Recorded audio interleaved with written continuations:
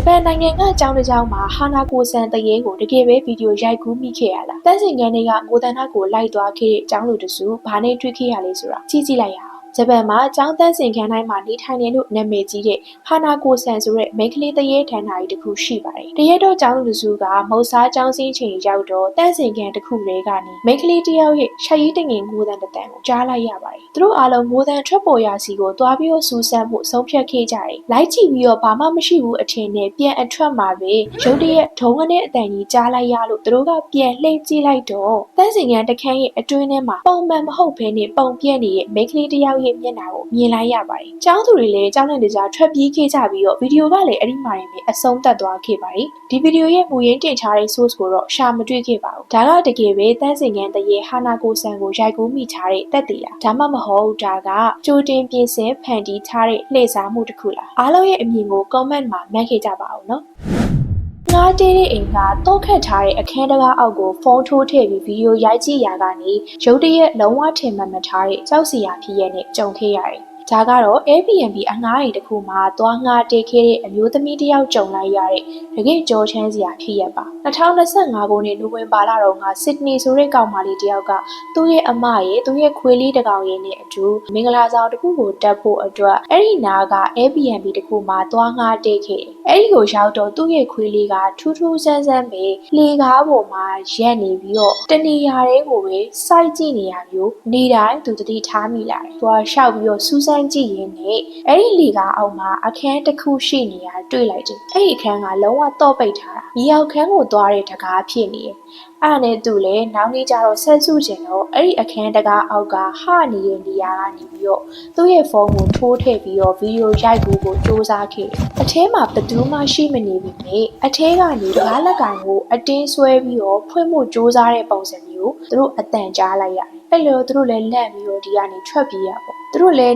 ဒီထဲမှာတယောက်ယောက်ရှိနိုင်တယ်လို့တန်တယောက်ဝင်သွားပြီးတော့အင်ရှင်ကိုဖုန်းဆက်ပြီးတော့မေးတော့အဲ့မြေရောက်ခန်းထဲမှာဘယ်သူမှရှိမနေဘူးတဲ့။နောက်ပြီးတော့ဒီမြေရောက်ခန်းမှာဘယ်သူကိုမှလည်းငှားထားတာမျိုးမရှိဘူးတဲ့။သူတို့ကြုံလိုက်ရတဲ့ကြောက်စရာကဒါလေးပဲမဟုတ်သေးပါဘူး။သူ့ရဲ့ခွေးလေးကိုထိန်းတဲ့ကြိုးကအလိုလိုတယောက်ယောက်ကကင်လိုက်တယ်လို့မျိုးလေပေါ်ကိုမြောက်တက်သွားတဲ့ပုံစံမျိုးလေးကြုံရတယ်။နောက်ပြီးတော့သူ့ရဲ့ခွေးလေးကနောက်နေ့တွေမှာလေအဲ့ဒီလေကတနေရာလေးကိုပဲထူးထူးဆန်းဆန်းစိုက်ကြည့်နေတဲ့ပုံစံမျိုးထက်ကြုံရတော့သူတို့လည်းနောက်ထပ်အဲ့ဒီအခန်းလေးကိုဗီဒီယိုရိုက်ကူကြည့်ဖို့ဆုံးဖြတ်လိုက်တယ်ဒီတစ်ခါမှာတော့အထဲကတစ်ခုခုကဖုန်းကိုအတင်းဆောက်ဆွဲလိုက်ပြီးတော့လေကားကနေမြေရောက်ခန်းလေးထိကိုဆွဲချလိုက်တဲ့ပုံစံမျိုးကြုံလိုက်ရတယ်။ဘုံကြီးကျိုးချမ်းစရာကောင်းတာကမြေရောက်ခန်းလေးထိပြုတ်ကျသွားတဲ့အဲ့ဒီဖုန်းကသူ့ဘာသူမတ်တက်ထောင်ရက်နေထားဖြစ်သွားပြီးတော့တကားဘက်ကိုဗီဒီယိုလှည့်ရိုက်ခဲ့တာပါ။အရှင်ကတကားလာဖွင့်ပြီးလို့စစ်ဒနီကသူ့ရဲ့ဖုန်းကိုပြန်ရခဲ့ပေမဲ့ဒီလိုမျိုးကိစ္စနဲ့ပတ်သက်လို့အရှင်ကဘာမှထူးဆန်းတဲ့ပုံစံမပြဘူး။ဒါဆိုရင်ဒီ Airbnb ကမြေရောက်ခန်းထဲမှာတကယ်ပဲဘာရှိနေရလဲ။မမြင်ရတဲ့ပရလောကတယောက်ယောက်ရှိနေတာကို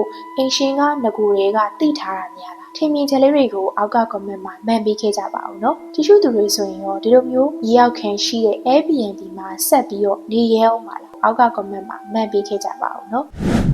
ကမ္ဘာအချောက်ချာဆုံးဟွာရပါချူတောအုပ်ထဲမှာပျောက်သွားပြီးတော့နှစ်ပေါင်းများစွာကြာတော့မှအသက်မကြီးပဲပြန်ပေါ်လာနိုင်တယ်ဆိုတာယုံကြည်နိုင်လားဒါကတော့ရိုမေးနီးယားကကမ္ဘာကျော်ဟွာရပါချူတောအုပ်ရဲ့ရှင်းပြမရနိုင်တဲ့ဗဟိနိဖြစ်ရဆန်းပါရိုမေးနီးယားနိုင်ငံထရန်ဆဗေးနီးယားဒေသကဒီတောအုပ်ကထူးဆန်းတဲ့ဖြစ်ရပ်တွေကြောင့်နာမည်ကြီးပါတယ်အဲ့ဒီကအကျော်ကြားဆုံးကတော့9နှစ်အရွယ်မိန်းကလေးတစ်ယောက်ပျောက်သွားတဲ့ဖြစ်ရပ်ပါပုံမှန်ဆိုရင်တော့ဘာမှမထူးဆန်းဘူးပေါ့ဒါပေမဲ့အဲ့မိန်းကလေးကပျောက်သွားပြီးတော့9နှစ်ကြာတော့မှပြန်ပေါ်လာတယ်ပေါ်လာတာကလည်းရိုးရိုးမဟုတ်ဘူးပျောက်သွားတော့ကအသက်အရွယ်အတိုင်းပဲဘူလအတိုင်းပြန်ပေါ်လာခဲ့တာသူဝတ်ထားတဲ့အဝတ်စားတွေကအစအားလုံးအတူတူပဲဟောင်းနှွမ်းမနေပဲနဲ့လေတစ်လွယ်နေနောက်ပြီးတော့သူအခုအဲ့ဒီ9နှစ်တာအတော်အတွင်းမှာဘယ်မှာရှိနေခဲ့တာလဲဆိုတဲ့မှတ်ဉာဏ်တွေလည်းသူမှလုံးဝရှိမနေခဲ့ဘူးဒီတော့ကိုဝါယာပါချူလို့အမည်ပေးထားရတဲ့အကြောင်းရင်းကလေတိုးကောင်ကြီး200နဲ့အတူအစာအနာရှာမရပဲလုံးဝပျောက်သွားတဲ့တိုးထိပ်ပါချူကိုအစွဲပြုပြီးတော့မှဲ့ခေါ်ခဲ့တာပါသူတို့ဒေသရဲ့ဘာသာစကားအရာဝါယာပါချူဆိုတာကတိုးထိပ်ပါချူလို့အဓိပ္ပာယ်ရပါတယ်1960ပြည့်နှစ်ဒီမှာတော့ဒီတောအုပ်ရဲ့အထက်မှာ